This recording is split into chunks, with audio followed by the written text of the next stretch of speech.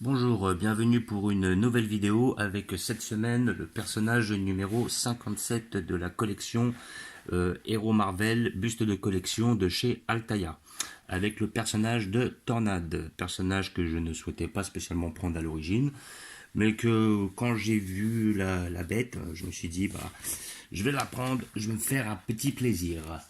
Donc elle a l'air d'être très bien modélisée, nous allons l'ouvrir pour voir ce que ça donne.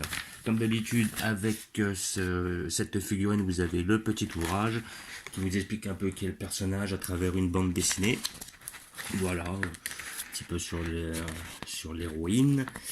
Après vous avez comment dire les alliés et les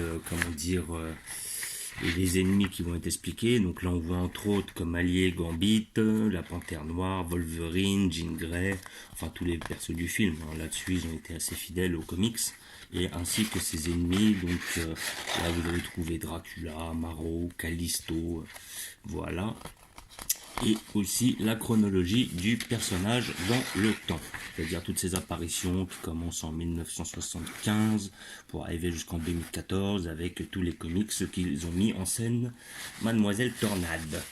Et le principal auteur, voilà, qui est Barry Windsor Smith, voilà, avec une petite, on va dire une petite biographie sur l'individu, en expliquant un petit peu qui c'était et d'où viennent ses inspirations.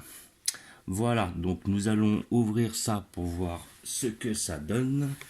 Donc comme d'habitude, vous avez un petit fascicule, voilà, qui va vous expliquer qui est le personnage. Donc voilà, le poids, 250 grammes, 116 mm. Voilà, dotée de grands pouvoirs, la mutante Ororo Munroe était considérée dans son Kenya natal comme une déesse du climat. Mais quand Professeur X lui propose d'intégrer les X-Men, elle accepte aussitôt et devient alors Tornade. Je ne savais pas qu'elle venait du Kenya. Bon, c'est vrai que peut-être...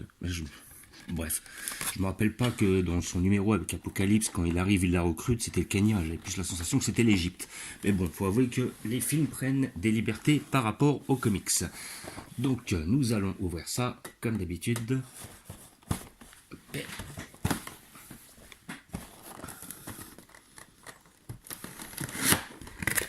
Voilà.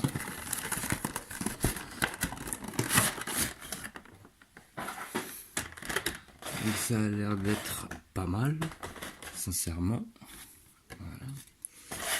Donc, le personnage est visiblement attaché. Nous allons devoir enlever les petits bitoniaux. C'est rare, mais ça arrive.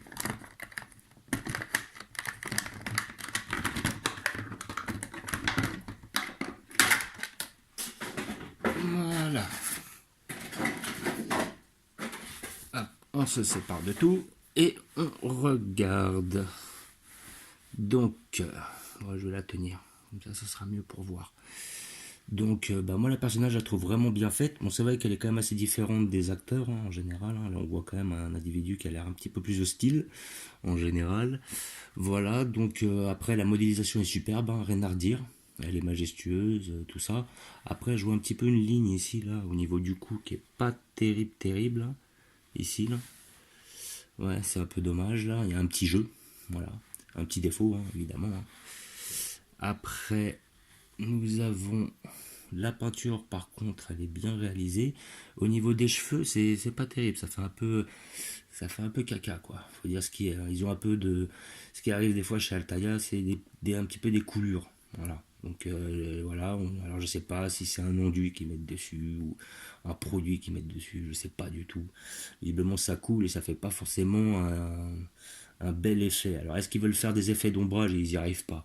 C'est une bonne question. Voilà, ça fait un peu travail bâclé. Dommage, les cheveux sont super bien modélisés, mais la peinture, il y a pas mal de défauts qui ressortent. Voilà, sinon au niveau de la cape, elle est super bien réalisée. Elle est super bien faite. Le personnage est bien fait, le visage est bien fait, les yeux aussi. Non, franchement, elle est belle. Elle est belle. Voilà, donc effectivement, il y a des petits défauts, mais bon, après, comme je disais, bon, voilà, 20 euros, c'est vrai que c'est quand même une certaine somme. Maintenant, avoir une perfection pour 20 euros, bon, faut pas trop en demander. Mais sinon, la figurine est très belle. C'est une belle pièce. qui ira sur ma commode et qui sera très très belle, très intéressante. Voilà, donc là on l'a, on va un peu plus loin. Ouais. Non, franchement, sinon elle est vraiment bien faite. Mis à part les cheveux où il y a ça déconne un peu au niveau de la peinture. Peut-être aussi au niveau du cou où il y a cette fameuse ligne là. On a l'impression qu'ils ont vissé la tête dessus après. Donc ils avaient fait le moule dans un temps, ils ont fait la tête dans le deuxième temps. Et après ils ont assemblé le tout. Mais par contre il y a un petit jeu. Donc bon, après il faut vraiment le remarquer. Et il faut vraiment le regarder. Hein. Vraiment faut vraiment chiner, hein, faut chipoter quoi, on va dire. Mais sinon, dans tout le reste, c'est bien fait. La main est bien réalisée, on voit bien les ongles sont bien faits, ils sont bien peints, les mains sont très bien faites, le corps est bien fait, on voit bien la musculature, on voit les abdos et tout. Ah non, c'est vraiment, c'est une belle pièce. Ah ouais, franchement, rien à dire. Voilà. Donc, comme d'habitude, hein, c'est une pièce que vous trouvez chez votre marchand journaux pour le prix de 20 € à peu près, ou vous le commandez sur le site de chez Altaïa. Voilà, de la collection des bustes de chez Marvel, et ça paraît toutes les 2 semaines. Voilà, je vous remercie d'avoir regardé, je vous dis à bientôt, n'hésitez pas à liker ou mettre des pouces bleus, et je vous dis ciao.